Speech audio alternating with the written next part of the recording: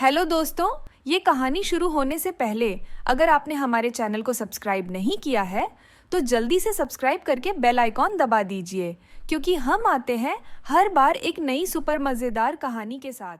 ममता पानी का भरा गिलास उठाती है और बिस्तर पर सो रही निशा के चेहरे पर दे मारती है। ना स्पीटी, कितनी देर तक घोड़े बेचकर सोती रहती है। मैं कितने देर से अपनी चाय का इंतजार कर रही हूँ। माफ करना माँ, आज मेरी तबीयत थोड़ी ठीक नहीं है तो मैं दवाई खाकर सो गई थी। तुम बैठो, मैं अभी तुम्हारे लिए चाय बनाकर लाती हूँ। भाग्यवान, कम से कम कुछ दिन तो अपनी बच्ची के साथ प्यार से बिता लो। अगले हफ्ते वो घर से विदा होकर चली जाएगी। अरे विदा होकर चली जाएगी तो क्या करूँ? इसे अपने सर पर बैठा लूं। दुनिया भर की बेटियां जाती हैं विदा होकर अपने ससुराल। बचपन से लेकर निशा की शादी के दिन तक भी निशा की माँ ने उसके साथ कभी कोई अच्छा व्यवहार नहीं किया। यहाँ तक कि निशा की विदाई के समय भी उसकी माँ ने उसे एक बार भी अपने गले से नहीं लगाया। कम से कम आज तो अपना हाथ मेरे सर पर रख दो माँ। आज तक मैं हमेशा तुम्हारे प्यार के लिए तरसती रही हूँ। आज तो मैं विदा होकर हमेशा के लिए ये आंगन छोड़कर चली जाऊंगी। कम से कम एक बार तो तुम मुझे अपने गले से लगा लो। सबके सामने ये झूठा ड्रामा करने की कोई जरूरत नहीं है। शादी हो गई है ना तेरी, अब पीछा छोड़ हमारा और जा यहाँ से। निशा की आंखों में माँ के प्यार की तड़प देखकर भी ममता पर कोई प्रभाव नहीं पड़ता। वह निशा को आशीर्वाद देने के लिए भी उसके सर पर अपना हाथ नहीं रखती। निशा के पिता उसे आशीर्वाद देते हैं और वह विदा होकर अपने ससुराल चली जाती है। अगले दिन, बहू, आज तुम्हारे ससुराल में तुम्हारी पहली रसोई है, इसलिए सबके लिए अच्छा सा नाश्ता बना लो और कोई मदद चाहिए हो तो बता देना। जी माँ जी। निशा ने शादी से पहले हमेशा लकड़ी के चूल्हे पर खाना बनाया था, इसलिए उसे गैस पर अच्छी तरह खाना बनाना नहीं आता था। इसी वजह से खाना बनाते हुए सूजी का हलवा थोड़ा जल गया। हे भगवान, ये मेरी पहली ही रसोई में मुझसे यह कैसी गड़बड़ हो गई। माँ जी को पता चला कि मैंने अपनी पहली ही रसोई में हलवा जला दिया है तो मुझ पर बहुत गुस्सा करेंगी।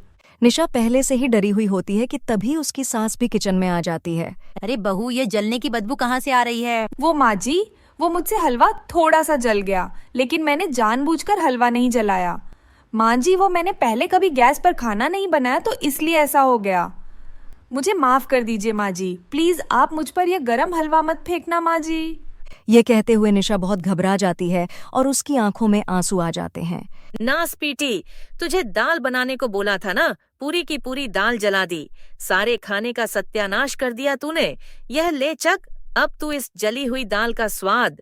दाल जलने की वजह से निशा की माँ ने उसके हाथों पर गर्मा गर्म दाल फेंक दी थी, जिससे निशा का हाथ बुरी तरह से जल गया था। आज जब ससुराल में उसके हाथों से हलवा जल गया तो उसे अपनी जिंदगी का वही दिन याद आ गया और वह अचानक बहुत ज्यादा घबरा गई। शांत हो जा बहू, क्या हो गया? हलवा ही तो है, जल गया तो क्या हुआ, दोबारा बन जाएगा। अच्छा चल, आज मैं तुझे गैस पर खाना बनाना सिखाती हूँ। आज तू अपनी सास के हाथ का हलवा खाना। अपनी सास का इतना कोमल व्यवहार देखकर निशा की आंखें भर आती हैं। उसकी सास उसे गैस पर हलवा बनाना सिखाती है और उसे अपने हाथों से वह हलवा खिलाती है। जल्दी बता, हलवा कैसा बना है? बहुत अच्छा बना है माँ जी, मुझे सूजी और बेसन का ये हलवा बहुत पसंद है। ऐसे ही समय बीतता गया। तभी एक दिन खाना बनाते हुए निशा के हाथ से कांच का बाउल नीचे गिरकर टूट जाता है।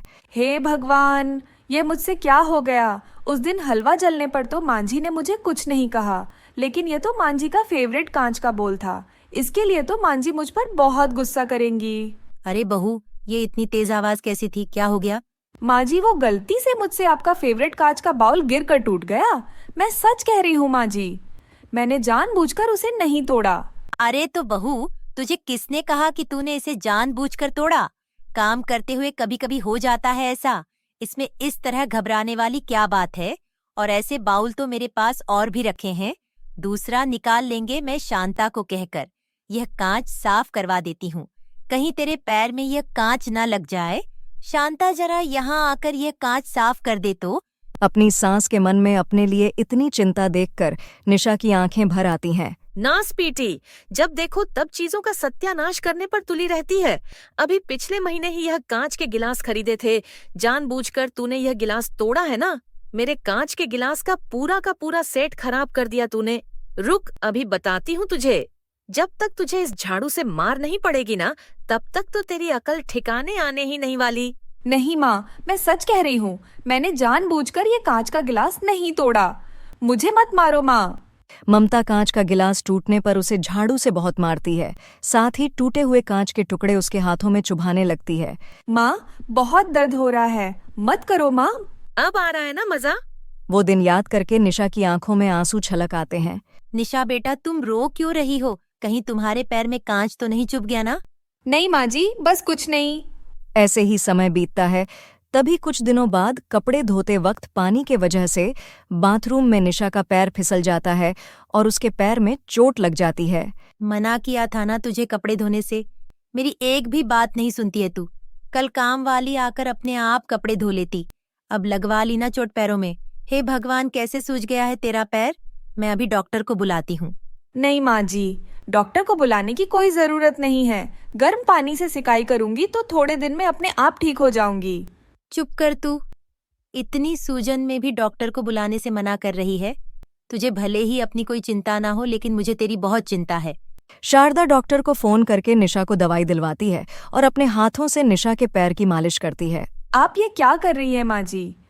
क्यों मुझ पर पाप चढ़ा रही है? प्लीज, आप मेरे पैरों को हाथ मत लगाए। आप मेरी सासू माँ हैं।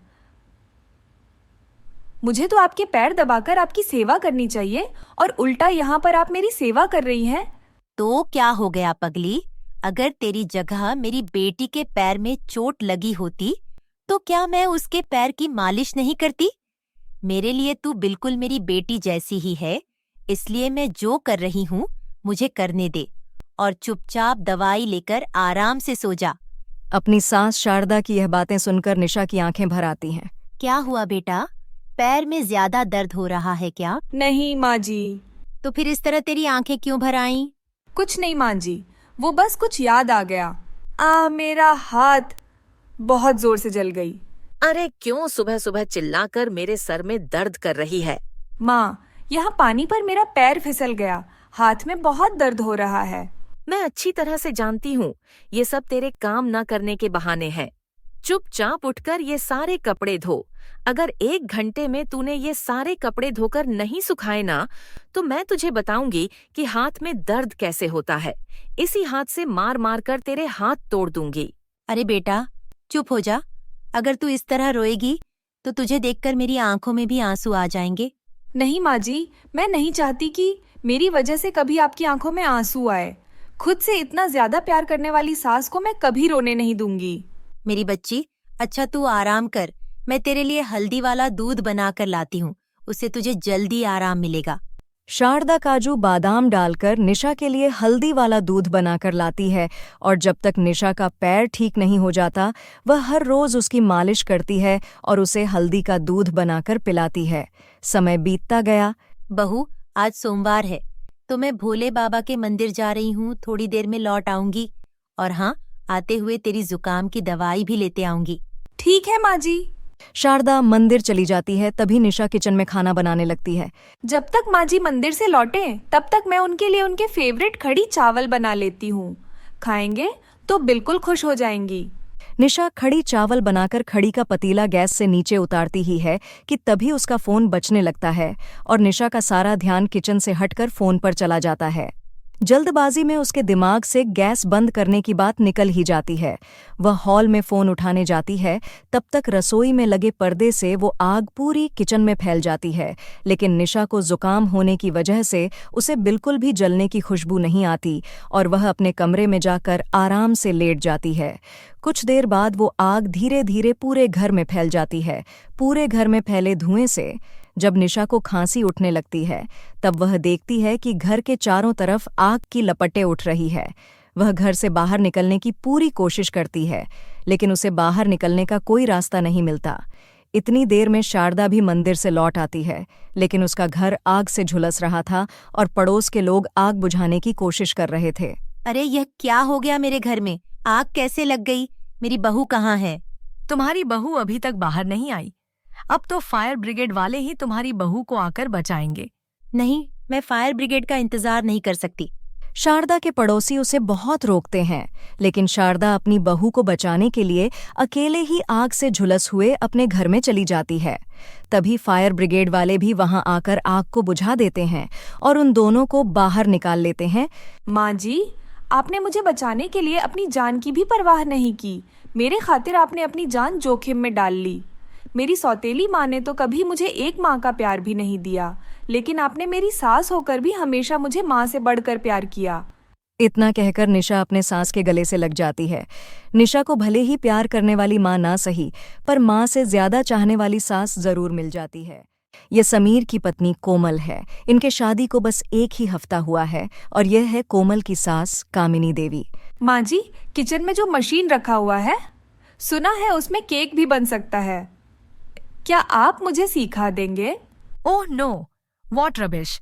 You mean microwave? तुम्हें माइक्रोवेव यूज करना नहीं आता। पता नहीं क्यों समीर को गांवों की लड़की से शादी करनी थी। हमारे तौर तरीके कुछ भी नहीं पता इस गवार को। माँ जी, मैं धीरे धीरे सीख जाऊंगी। एंड व्हाट इज दिस माँ जी? कितनी बार बोला डोंट कॉल मी माँ जी। सोसाइटी में मेरी बहुत इज्जत है। कॉल मी मॉम। शादी को 1 हफ्ता हो गया है। माँ जी से मॉम नहीं सीख पाई और हमारे तौर तरीके सीखने चली है। नॉनसेंस। समीर ने तो अपने हिसाब से गांव की एक सुंदर सुशील लड़की से शादी कर लिया, पर कोमल को क्या पता था कि बड़े बड़े बंगलों में रहने वाले शहर के पढ़े लिखे लोगों का दिल इतना छोटा होता है।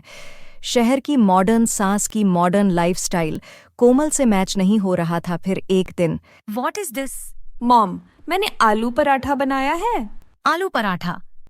ओह माय गॉड, ये गांव के लोग इतना ऑयली फूड क्यों खाते हैं?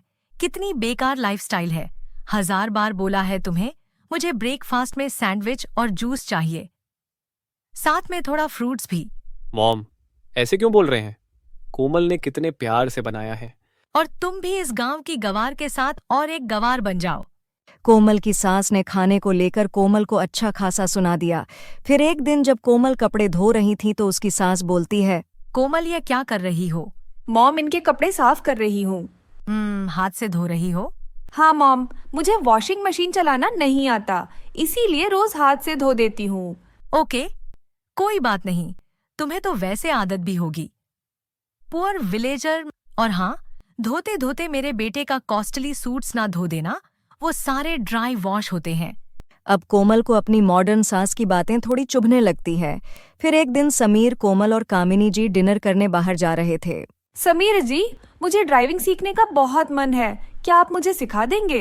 हाँ, क्यों नहीं, संडे से ही स्टार्ट करते हैं। कार? गांव में कभी साइकिल से ज्यादा कुछ देखी हो?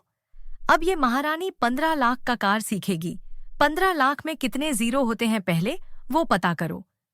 गवार कही कि मॉम, 15 लाख में कितने जीरो होते हैं ये मुझे बताने की कोई जरूरत नहीं, पर गांव की सारे लोग गवार नहीं होते। अब कोमल अपनी मॉम को सही रास्ते पर लाने के लिए किसी अच्छी मौके की इंतजार में थी। फिर एक दिन, कोमल, सुनो, कल सुबह मेरा किटी पार्टी है। घर पे सोसाइटी के मेरे कुछ दोस्त आएंगे। उनके सामने अपनी गवार पंथी मत दिखाना। जितना हो सके कम बात करना और हो सके तो एक मॉडर्न ड्रेस पहन लेना। ठीक है मॉम। जाओ यहाँ से। कोमल सास की किटी पार्टी के प्लान सुनने के बाद अपने कमरे में जा रही थी। तभी अचानक खिड़की से उसकी नजर उसकी सास के ऊपर पड़ी। अच्छा, ये मॉडर्न मोहतरमा नकली बाल लगाकर स्टाइल मारते रहते हैं। ठीक है, अब ऐसा मजा चखाऊंगी कि इस मॉडर्न लेडी को जिंदगी भर याद रहेगा, सांप भी मर जाए और लाठी भी ना टूटे। कोमल को सास की नकली बाल की जानकारी के बाद एक अच्छा मौका मिल गया था और वो अगले दिन चुपके से सास के कमरे में जाकर विग लगाने का ग्लू बॉटल बदल देती है। मॉडर्न सोसाइटी के मॉडर्न लेडीज किटी पार्टी करने पहुंच गए। कामिनी के घर, ये देखो, मेरा ड्रेस पूरे 45,000 का है। Wow, very nice. अरे वो सब छोड़ो कामिनी, अपनी बहू से तो मिलवाओ। बेटा कोमल। तभी कोमल स्नैक्स लेकर पहुंच गई। नमस्ते आंटी। ओह माय गॉड, नमस्ते। और aunty, what is this nonsense? I am really sorry. Actually Sameer गांव के गरीबों का दुख देख नहीं पाता, इसलिए इस गवार से शादी कर लिया। अब तो इसको टॉलरेट करना भी बहुत डिफिकल्ट हो गया है। कोमल स्नैक्स को टेबल में रखने आगे बढ़ी और जानबूझकर एक चम्मच जमीन पे गिरा दी। इस गवार से तो कोई भी काम सही से नहीं होता है। गुस्से से कामिनी जी चम्मच उठाने जैसे ही नीचे झुकी, उनका नकली बाल जमीन पर गिर गया और OMG, what is this? तुम गंजी हो। अरे तुम इतनी सालों से विग लगा के खुद को यंग और ब्यूटीफुल बता रही हो, खुद गंजी होकर दूसरों को बुरा भला बोलती हो। बस बहुत हो गया। आप लोग उम्र में बड़े हैं, इसका मतलब यह नहीं कि मुझे और मेरे सासू माँ को कुछ भी बोल देंगे। और रही बात उनके नकली बाल की, तो सिर्फ बाल होने से ही इंसान सच्चा, अच्छा और सुंदर नहीं बन जाता। जो दिल से सुंदर है उनको कोई मेकअप की जरूरत नहीं। और मुझे विश्वास है मेरी सास दिल से बहुत अच्छे हैं। अरे ये गांव की लड़की की तो बड़ी तेज जुबान चलती है। और जरूरत पड़ने पर हम गांव वालों के हाथ भी बड़ा तेज चलता है। इस घटना के बाद कोमल की सास को अपनी गलती का एहसास हुआ और वो कोमल को खुद की बेटी की तरह प्यार देने लगी। और कोमल कुछ ही दिनों में मॉडर्न बन गई और कार ड्राइविंग भी करने लगी। आपने हमारे चैनल को सब्सक्राइब नहीं किया है तो जल्दी से सब्सक्राइब कर लीजिए। इस वीडियो को लाइक, शेयर, कमेंट करना ना भूलें। फिर मिलेंगे अगले एपिसोड के साथ।